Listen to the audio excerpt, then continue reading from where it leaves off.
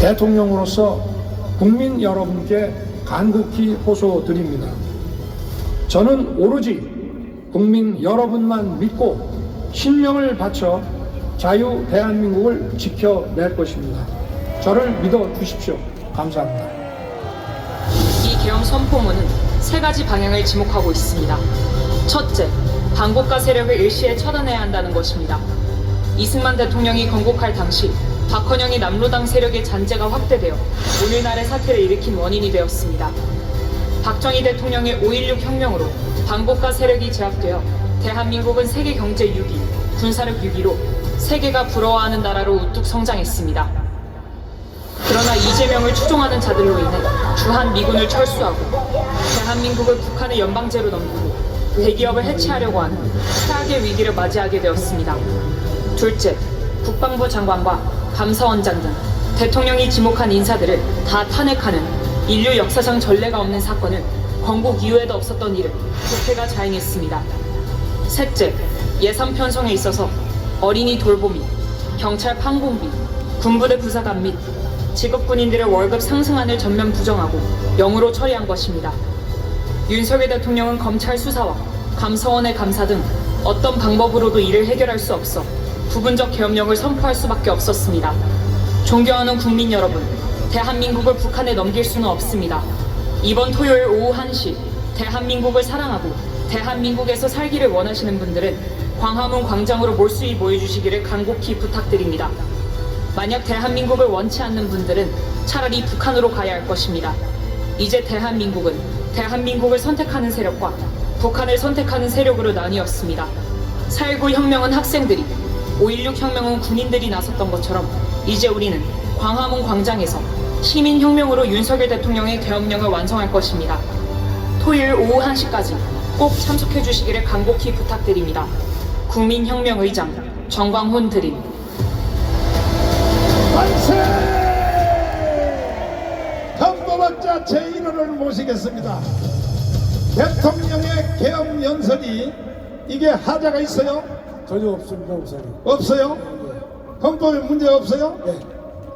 그리고 지금 여기에 큰 문장을 3개로 나눠보면 네. 반국가 세력을 처단하겠다는 겁니다. 네.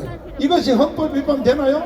반국가 세력을 척결하지 않고서는 네. 대한민국의 영속성을 보장할 수 없기 때문에 네. 반드시 척결해야 된다고 믿습니다. 아니 우리 저 박사님 예. 이 앞을 한번 보십시오. 혁명이 이게 그리스식 직접 혁명이 완성됐어요 안 됐어요? 예, 우리 광화문 애국 세력들이 네. 대한민국을 살리기 위해서 네. 혁명을 오늘 시작했고 네. 완성됐다고 저도 믿고 있습니다. 만세! 그런데 윤석열 대통령을 지금 체포하려고 그래도 네. 이미 기소는 됐고 그리고 국방부 장관하고 둘이만 계엄령에 비밀 세워나갈까봐 네. 둘이만 작전을 세웠다는 거야. 네, 예. 근데 김용년 국방부 장관을 지금 체포해서 현재 지금 감옥에다 가둬놨거든요. 구속 상태에 있습니다. 자, 지금 국가수사위원회 있죠. 네. 국가수사본부. 국가수사본부요. 국가수사본부 잘 들어. 이미 혁명은 끝났어. 당신들 빨리 김용년 국방부 장관을 석방하라. 혁명은 이미 끝났단 말이야. 끝났어 안 끝났어? 다음 주에 여기에서 한 사람이 10명씩만 더 데리고 오면은 여러분과 저는 좋은 세상 살아보고 하늘나라 갈 수 있다 이거야. 세계 G2 국가로 갈 수가 있습니다. 내가 하도 답답하고 기도해도 답답하고 열불나고 복장이 터져서 내가 돈 1억을 내고 조중동에다 광고를 냈어요. 뭐라고? 여러분이 내가 낸 광고문 여러분 조중동 신문 아예 보지도 않으니까 잘 모르지만은 자유일보는 잘 봐야 돼. 자유일보는 자 보세요. 이렇게 광고를 했어요. 4.19 5.16 혁명으로 맞짱 뜨자. 자 탄핵 결사 찬성이요 반대요? 모이자 어디로? 그 다음에 이재명의 주제 주한미군 철수 연방제 통일 대기업 해체 요것은요 이재명의 자서전에 딱 나와 있는 내용이야. 내가 지어낸 게 아니고. 그러나 이게 왜 또 바뀌었어? 빨리빨리 수정해야지. 윤석열 대통령의 주장은 뭐냐? 대한민국을 자유통일하겠다는 건데, 자유통일. 그리고 한미일을 강화하겠다 이거야. 강화하겠다. 그리고 G2 국가로 가겠다 이거야. 그러면 이재명의 말이 맞아요? 저 윤석열 대통령의 말이 맞아요? 빨리 바꿔. 방송실을 빨리 수정한 거 빨리. 윤석열의 주장. 그러니까 윤석열 대통령은 이제 정치에 대해서도 천재가 된 거야. 천재가. 동의하십니까? 자, 그런데 윤석열 대통령을 지금 체포한다 그러거든요. 체포하면 하라 그러지. 경호원들이 그때는 총을 뽑을 거라고. 지금 대한민국 검찰, 경찰, 공수처가 네. 서로 자기네들을 드러내기 위해서 경쟁하고 있지만 대통령은 내란죄를 범한 바가 없기 때문에 네. 체포영장 또는 구속의 대상이 되질 않습니다, 목사님. 확실해요? 확실하죠? 예. 아니 나는 헌법을 잘 몰라서 그런데 책임져요. 헌법적으로 확실해요? 네, 확실합니다. 확실해? 내란죄는 성립하지 않습니다, 목사님. 예. 만세! 내란죄는 성립하지 않는다고 헌법학자 제1호가 지금은 말씀하고 있습니다. 내가 그래서 사회수석을 통하여 우리 헌법학자 제1호 김하성 교수님을 빨리 대통령하고 좀 면담 좀 시켜달라고 사회수석을 통해서 내가 부탁을 했어. 근데 사회수석이 내 심부름을 잘 안 들어. 그래서 왜 그러냐 하면은 대통령이 얼마나 불안하겠습니까? 그러니까 교수님을 만나면 편안하게 잠을 잘 수 있죠. 왜? 그래서 지금 정강훈 TV를 계속 보시지 않습니까? 아, 내 TV를 그렇습니다. 보고 있다고 생각해요? 그렇습니다, 목사님. 그러면 자유발언하세요. 자유발언. 존경하는 애국동지 여러분, 지금의 대한민국은 피투성이가 되어 버려진 어린아이와 같습니다. 대통령이 구국의 심정으로 선포한 비상계엄을 내란이라고 일방적으로 몰아붙이고 있습니다. 야당을 필두로 모든 언론이 그렇고 검찰, 경찰, 공수처 할 것 없이 거기에 상당한 지식인들까지 내란이라고 하면서 대통령을 내란의 수괴라고 합니다. 생각 없는 국민은 내란의 내자도 모르면서 부안 내동하고 있고 종북 세력인 민노총은 다시 촛불혁명에 불을 붙이고 있습니다. 근본에 행해진 비상계엄은 나라를 살리기 위한 대통령의 고뇌 어린 결단이었습니다. 또 대한민국의 안쪽 존재인 반국가 세력을 척결하지 않고서는 대한민국의 존립이 어렵다고 판단해서 내린 구국의 결단이었던 것입니다. 이러한 결단을 가지고 반란이라고 하는데 어불성설이라는 표현이 적절할 것입니다. 형법상 내란죄는 국헌 문란의 목적과 폭동을 구성 요건으로 합니다.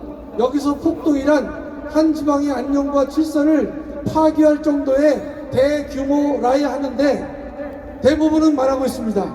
근본 비상계엄은 국헌 문란의 목적은커녕 폭동도 없었습니다. 대한민국을 구하기 위한 비상계엄과 국가를 무너뜨려 내리는 내란과는 엄청난 차이가 있는 것입니다. 따라서 내란죄는 성립하지 않습니다. 지금 민주당의 행태를 보면 대통령의 권한 행사를 불가능하게 만들고 있습니다. 위헌적 법률과 특검법을 마구잡이로 만들어 입법 독재를 하였고 20명이 넘는 고위 공직자를 마구잡이로 탄핵하여 국정을 마비시키면서 대통령의 손을 묶었습니다. 또 예산을 비상식적으로 삭감하면서 대통령의 발도 묶고 있습니다. 체코 원전 지원 사업을 90%나 삭감했는데 수십 조의 원전 사업을 무위로 돌리려는 폭거가 아닐 수 없습니다. 잠깐, 탄핵안이 가결되었다고 지금 이렇게 떴습니다. 자, 이거는 무효입니다. 무효. 광화문 혁명이 끝났기 때문에 탄핵안이 가결되었는데 자 찬성이 204표, 반대가 85표, 기권이 3표로 되어 있습니다. 그러면 이거 한번 해석해 주세요. 204표면 4명이 반란을 때렸다는 얘기네. 그렇습니다. 4명이? 예. 누가?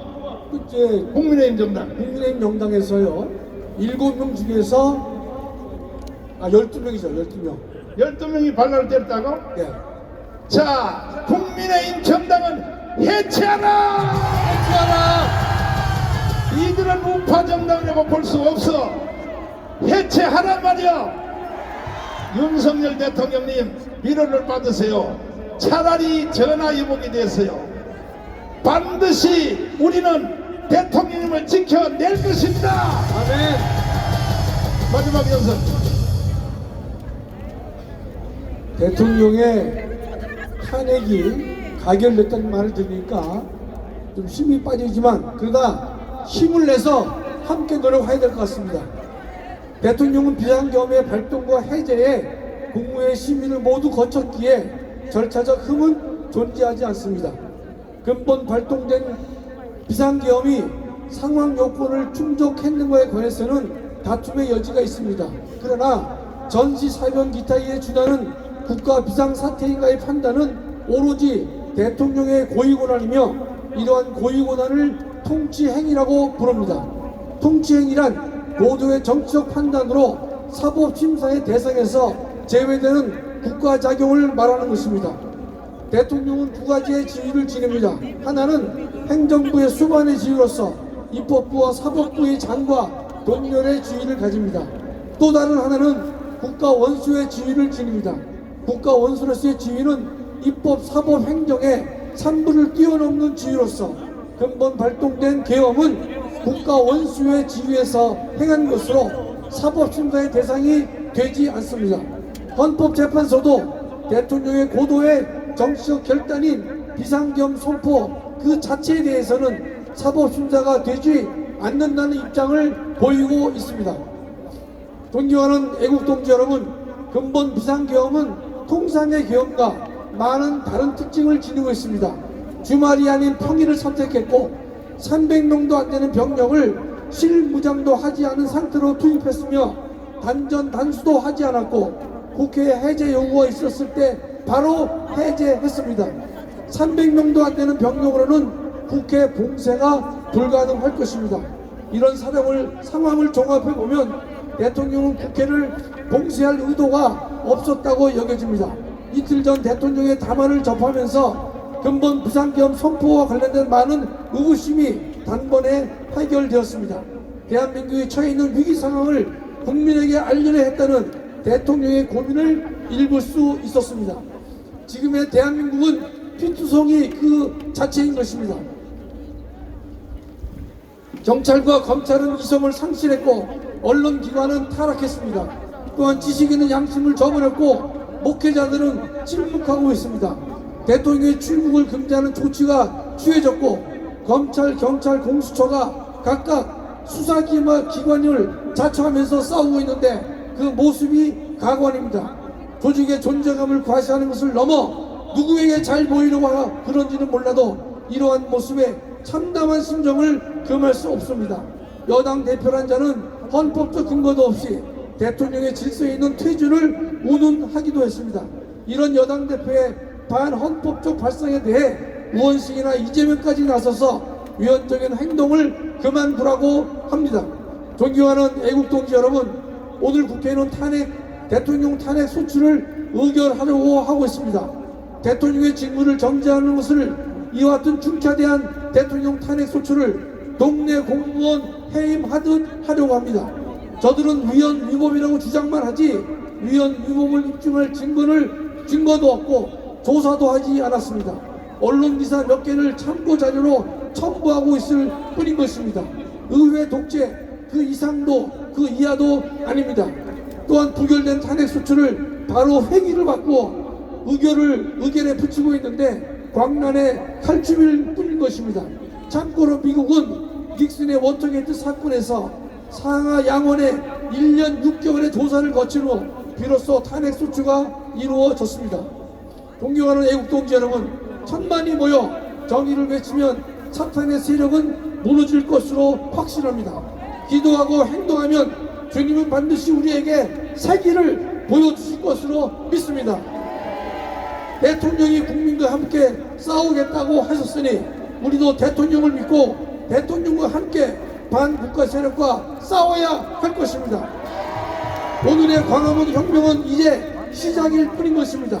우리는 대한민국의 헌정 질서가 회복되는 그날까지 목숨 걸고 싸워야 할 것입니다. 존경하는 우리의